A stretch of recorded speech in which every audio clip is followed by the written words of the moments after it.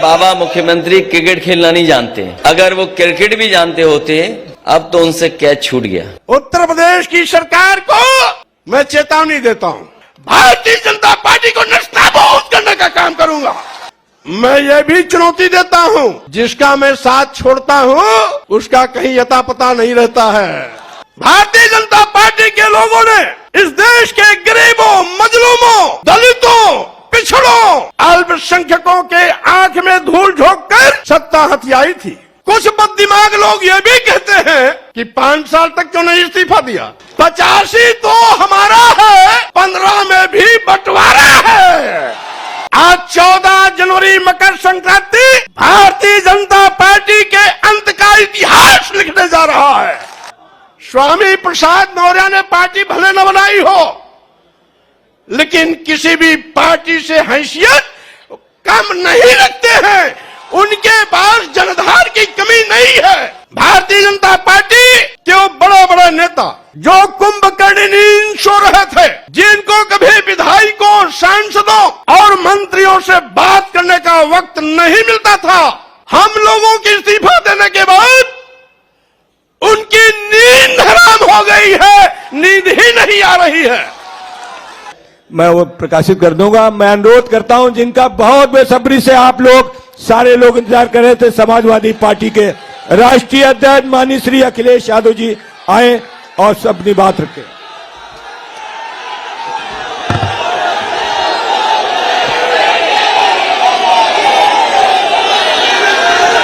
बहुत धन्यवाद आप सबका,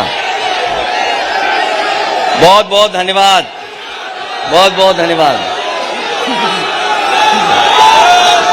हमारे साथ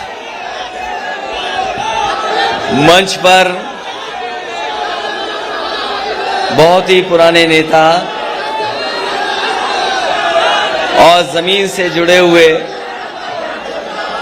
लगातार गरीबों के लिए, शोषित, वंचित और तमाम वो लोग जिन्हें अभी भी न्याय नहीं मिला है, उनकी लड़ाई लड़ने वाले स्वामी प्रसाद मौर्य जी, मंच पर उपस्थित पूर्व में रहे मंत्री धर्म सिंह सैनी जी, विधायक भगवती सागर जी, विधायक विनय साकी जी, विधायक रोशन लाल जी, विधायक मुकेश वर्मा जी, विधायक ब्रजेश कुमार प्रजापति जी,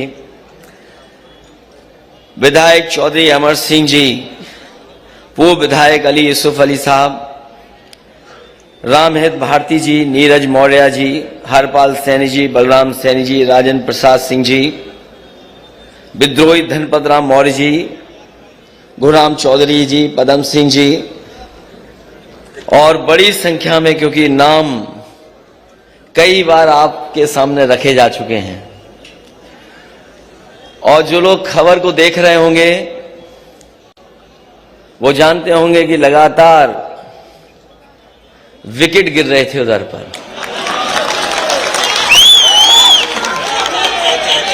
हालांकि हमारे बाबा मुख्यमंत्री क्रिकेट खेलना नहीं जानते। अगर वो क्रिकेट भी जानते होते अब तो उनसे कैच छूट गया।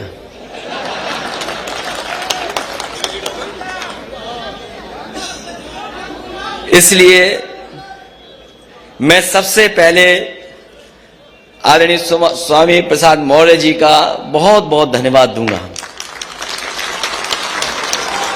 जैसा कि उन्होंने अपनी बात में कहा कि जिस तरफ वो चल देते हैं सरकार उन्हीं की बन जाती है, और इस बार भी पहले की तरह अकेले नहीं चले हैं, बड़ी संख्या में अपने साथ लोगों को लेकर के आए हैं। ये जो लोग गिनती गिन रहे थे, कभी 80, कभी 20 और कहते थे 3/4 सीटें जीत करके आ रहे हैं। अभी कुछ दिन पहले हम लोगों ने कहा था कि मुख्यमंत्री जी कोई रटने वाला अध्यापक लगा लो जो आपको रटाए, क्योंकि 4.5 साल में आपने बिजली का कारखाने का नाम नहीं रट पाए। अब मुझे लगता है कि रटने के साथ साथ उन्हें गणित का भी अध्यापक रहना पड़ेगा। ये जो 80 और 20 की बात कर रहे हैं, 80% लोग तो समाजवादी पार्टी के साथ समर्थन में खड़े ही हो गए थे। उन समाजवादी पार्टी के साथ जो गठबंधन था उसके साथ खड़े ही हो गए थे। और जिन जिन लोगों ने आज मंच को देखा होगा, इस मैदान को देखा होगा और स्वामी प्रसाद मौर्य जी की बात सुनी होगी, 20% भी उनके खिलाफ हो गए होंगे। तो अब भारतीय जनता पार्टी का सफाया होना तय है, अब कोई रोक नहीं सकता। और जो लोग 3/4 की बात कर रहे थे, सच्चाई है कि वो 3 और 4 सीट की बात कर रहे हैं।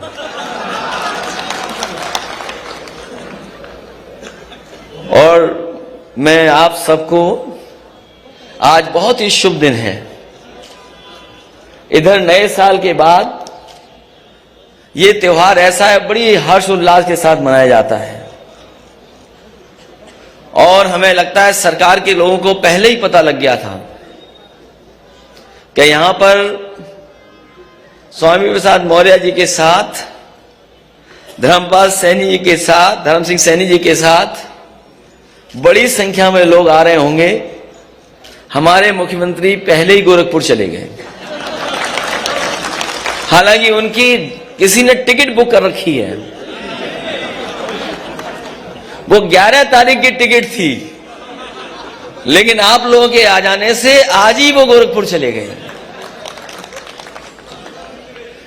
और जरूरी है इन्हें वापस भेजना, इसलिए जरूरी है इन्हें वापस भेजना कि अगर पीछे मुड़ के देखें हम, तो उत्तर प्रदेश को इन्होंने बर्बाद कर दिया है। आज भारतीय जनता पार्टी के पास कोई ठोस उपलब्धि नहीं है। ये वही भारतीय जनता पार्टी के लोग हैं जिन्होंने किसानों को भरोसा दिलाया था कि सरकार आ जाएगी तो किसानों की आय दोगुनी हो जाएगी। यहां जितने लोग बैठे हैं सब किसान और किसानी से जुड़े लोग हैं। बताओ आज की महंगाई में कहां किसानों की आय दोगुनी हो गई? और कोई फसल, किसी पैदावार को सरकार ने खरीदा नहीं। जिस समय किसान को खाद की जरूरत थी, ये खाद नहीं दे पाई सरकार। और हमारे किसान को अगर खाद मिल भी गई तो उन्होंने जब बोरी देखा होगा तो 5 किलो की चोरी हो गई उसमें से। ये भारतीय जनता पार्टी के वो लोग हैं जिन्होंने डीजल पेट्रोल महंगा कर दिया। आज पेट्रोल 100 से पार है। और जिस कंपनी का पेट्रोल डीजल है, इनके गलत फैसलों की वजह से 600% मुनाफा कमा रहे हैं। पिछले अगर महीनों का आकलन करें तो 600% मुनाफा कमा रहे हैं। और ये गरीबों की जेब को काट करके अमीरों की तिजोरी भरने का काम कोई कर रहा है तो वो भारतीय जनता पार्टी के लोग हैं। जहां कई मौके हम लोगों ने देखे हैं, बहुत सी बातें अभी कही जा चुकी हैं, लेकिन हम ये कह सकते हैं कि जो गिनती हम लोगों ने बताई थी, मंच पे बैठे हुए लोग और यहां पर आए हुए सभी हमारे साथी और जो लोग समाजवादी रास्ते पर हैं और अंबेडकरवादी लोग हैं, ये दोनों लोग मिलकर के हो सकता है आक्रोश का साथ ले लेंगे तो हो सकता है 400 सीटें भी ये गठबंधन जीत जाए।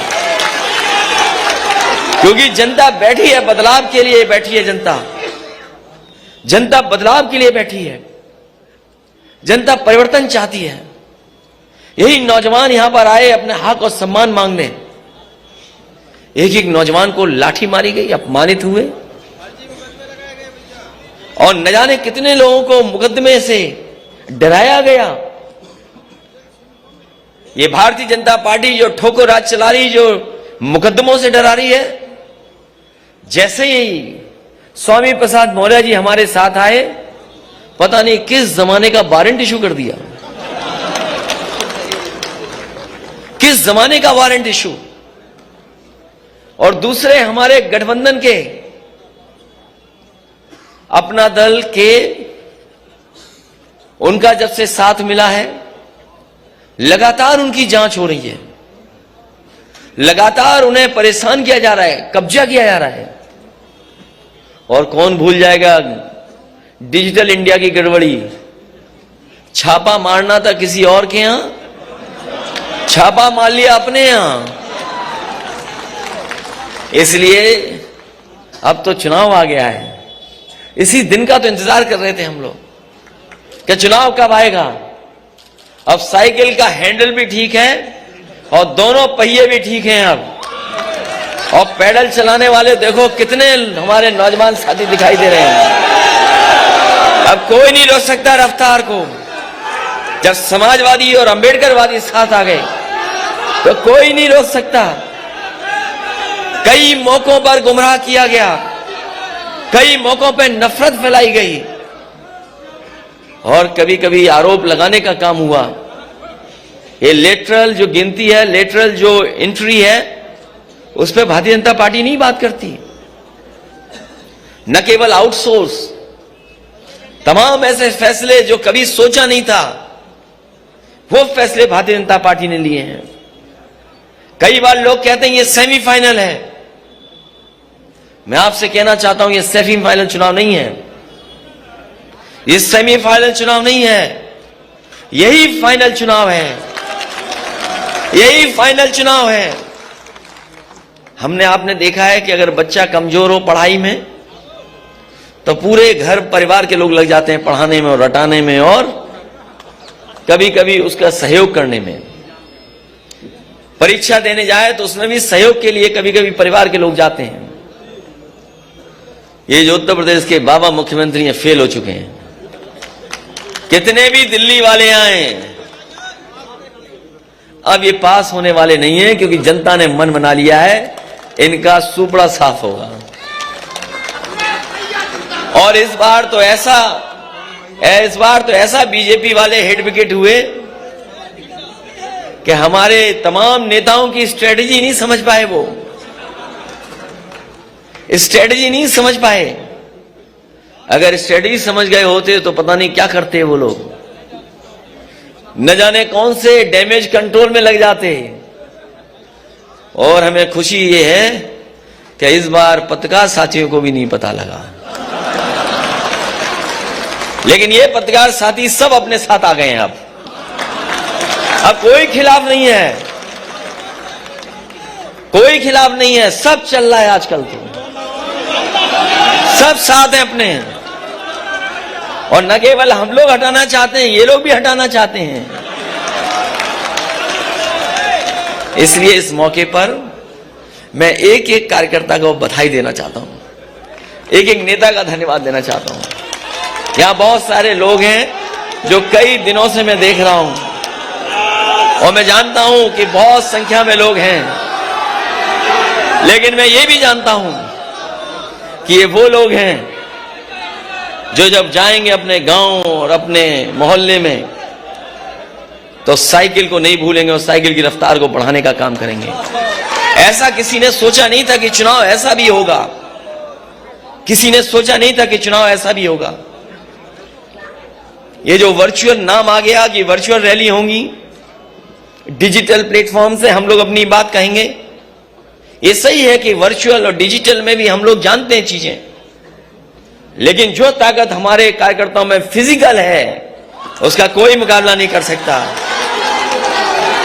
ये वर्चुअल और डिजिटल चलेंगे तो हम समाजवादी लोग डिजिटल, वर्चुअल और फिजिकल भी चलेंगे, घर घर गांव गांव जाएंगे, क्योंकि ऐसा चुनाव नहीं देखा किसी ने। कोई सोच सकता था कि पाबंदी लग जाएगी? बताओ, कोई सोचा था कि पाबंदी लग जाएगी? हम लोग इलेक्शन कमीशन के जो जो नियम है उनका पालन करेंगे, जो जो गाइडलाइंस है उनका पालन करेंगे, लेकिन इस भारतीय जनता पार्टी का हम लोग मौके पर फिजिकल मुकाबला करेंगे। यही ताकत है, इसलिए मैं कहता हूं ये चुनाव फाइनल है। किसी ने नहीं सोचा था क्या हो जाएगा कल, किसी ने नहीं सोचा था कि छापा पड़ेगा, किसी ने नहीं सोचा था कि मौर्य जी अपनी पूरी टीम के साथ आ जाएंगे। इन्होंने मनोबल बढ़ाने का काम किया, उत्साह बढ़ाने का काम किया है। और ये गिनती में बड़ी संख्या में लोग हैं। अभी तक तो स्टूल मिलता था किसी को, वो स्टूल वाले का क्या होगा? अब मुझे तो पता नहीं स्टूल वाले का क्या होगा। इसलिए जो 11 तारीख को जाना था जिन्हें, वो आज ही चले गए मौर्य जी के डर से। मैं एक एक विधायक, एक एक पूर्व विधायक, एक एक मंत्री का धन्यवाद देता हूं, बधाई देता हूं। कई मौकों पर मैं मिला भी हूं, आए हुए कार्यकर्ताओं का भी बहुत स्वागत करता हूं। आज समाजवादी पार्टी के कार्यालय में आए बड़ी संख्या में समाजवादी नेता कार्यकर्ता हमें दिखाई दे रहे हैं, हम उनका भी धन्यवाद देते हैं। जहां मकर संक्रांति की मैं शुभकामनाएं देता हूं, बधाई देता हूं, वही एक दुखद घटना घटी है। एक बहुत ही वरिष्ठ पत्रकार और एक बहुत ही सुलझे पत्रकार, एक बहुत ही वरिष्ठ पत्रकार और एक बहुत सुलझे हुए पत्रकार, वो आज हमारे बीच में नहीं है। जब कभी भी वो अपनी बात को रखते थे या घटना के बारे में जानकारी देते थे, शायद ही देश में कम ऐसे पत्रकार होंगे जो इतने सलीके के साथ बातें रखते थे। जहां उन्हें उर्दू के बारे में जानकारी थी, हिंदी में भी वो जानकार थे, और किस शेर को किन परिस्थितियों में किस समय पर कहा जाए, शायद वो हुनर ऐसे ही पत्रकार के साथ था। आज कमाल खान हमारे बीच नहीं है, हमें दुख है इस बात का। एक बहुत अच्छे पत्रकार थे जिन्हें हमने अचानक खो दिया। हम सब उनके परिवार के साथ इस दुख की घड़ी में हैं और भगवान से प्रार्थना करते हैं कि इस दुख को सहने की शक्ति पूरे परिवार को, उनके सहयोगी साथियों को दे। आप सबका बहुत बहुत धन्यवाद और हमारे आए हुए सभी नेताओं का बहुत बहुत स्वागत करता हूं। और मैं भरोसा दिलाता हूं कि सभी लोगों का सम्मान, राजनीतिक सम्मान, और जब सरकार बनेगी उसमें साथ रख करके सम्मान देने का काम करेंगे।